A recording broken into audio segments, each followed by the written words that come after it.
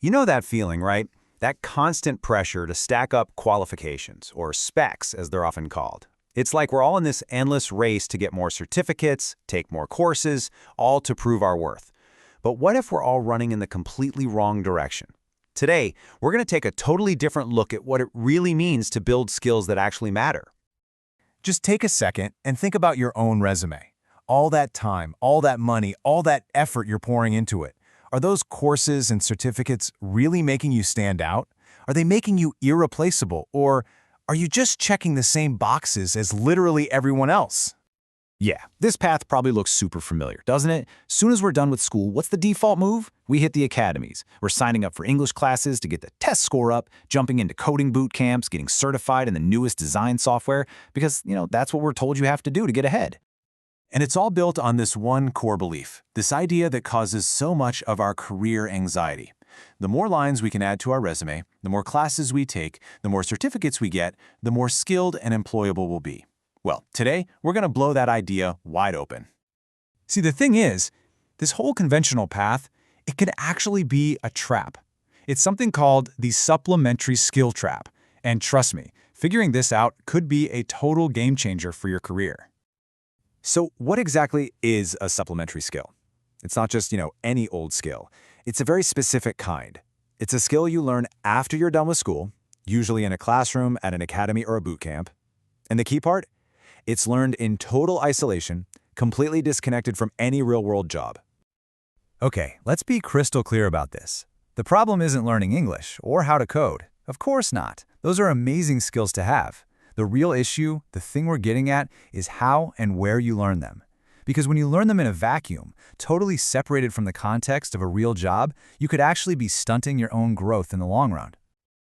So let's really break this down. On one hand, you go to an academy. What do you learn? The skill, period. You learn the code, you learn the language, and that's it. But on the other hand, when you learn in the field, on a real job, you learn the skill plus society.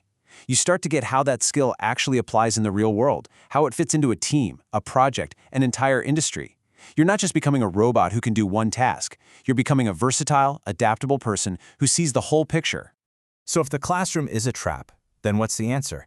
It's the workplace. Real, lasting skill isn't learned in a sterile classroom. It's forged on site, right there, in the middle of all the action. So here's the alternative path, the one that really works. Step 1, get your basics down in school. That's what it's for. Then, here's the big switch. Instead of running off to an academy to fix some weakness you think you have, go find a job. Seriously, any job that forces you to use that skill you want to develop. When you do that, you're learning about the skill and about society at the exact same time. The technical ability it grows organically as part of the job. And this really gets to the heart of it all. The big idea is this. Stop chasing skills in isolation. Instead, make it your mission to study society, to learn your industry, your company, your customers, inside and out. If you do that, the technical skills you need they'll come to you. They'll become a natural byproduct of you doing real, meaningful work. This leads to a really big shift in how we think about what a skilled person even is. Because what made someone valuable in the past, well, it's just not the same thing that makes you valuable today. You see, back in the day, the ideal was to be what's called a jengyi in Korean. Basically, a master craftsman. This was someone who was just insanely good at one single thing. And if you could do that one thing better than anyone else, you were set. That was all you needed. But today, nope, that's not nearly enough. The new formula for being a truly valuable professional is having a solid core skill, sure, but also having a plus alpha. Think of it this way. Your main skill is just the ticket that gets you into the game. It doesn't mean you're going to win. I love this quote. It just says it all perfectly.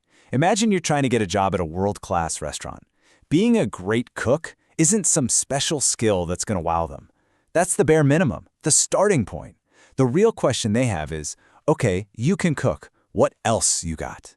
What else do you bring to the table? So what on earth is this plus alpha? Well, it's things like your deep insight into the industry. It's understanding the social and market context of your work. The source material gives this fantastic example of a driver. See, a company doesn't just hire someone to drive a car anymore. A really valuable driver might also have the skills to act as a secretary, right? Or maybe they have the insight to help plan the most efficient travel routes. Or they know the client so well they can anticipate their needs before they even ask. It's that versatility that goes way beyond the core task. That's the alpha. So let's put it all together. What kind of talent is our modern world really looking for? The bottom line is this. We are no longer in an age that rewards being good at just one isolated thing. Today's world rewards integrated knowledge. It rewards your ability to connect your skills with a deep, real-world understanding of how everything fits together. So the most powerful specs you can add to your resume, you're not going to find them in a classroom or on a certificate. There are things like genuine insight, the ability to see the patterns that others miss. It's about being able to grasp huge new shifts, new paradigms, and adapt on the fly. And it all comes from what the source calls learning from society. Basically, making the real world your #1 teacher. So I want to leave you with a question to chew on. Instead of asking yourself, what course should I take next? Maybe the more powerful question is this. What is your unique combination? What's your core skill plus your real-world understanding, your plus alpha, that makes you truly, absolutely irreplaceable? Something to think about. Thanks for tuning in.